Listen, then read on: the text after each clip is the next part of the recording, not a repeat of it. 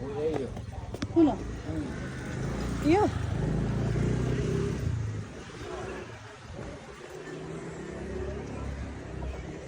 तपाईँले 100 रुपियाँ पठाउनु नरिवेल हालिदिनु भएको छ फुल र त्यो के अरे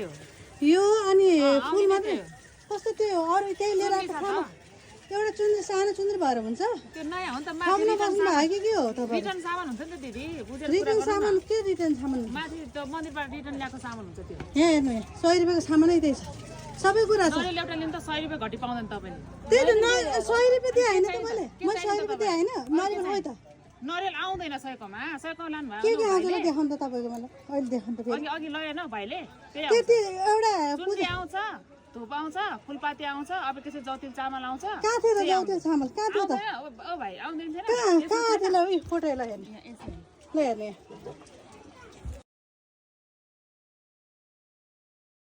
ठग्नु बस्यो भने पनि बेसी त्यही सामान 100 रुपियाँको लिएर त्यस्तो छ यस्तो पठाएको होइन नि कहाँ पठाउनु भएको छ यस्तो अबिर र केसरी मात्रै छ त्यस्तो मान्छे त आफै आउनुपर्छ नि दिदी बच्चालाई पठाउने हो त्यही भएर त किन ठग्नु त हो नि 100 रुपियाँको त्यो माथि नरिवल आयो किन आएन भन्नु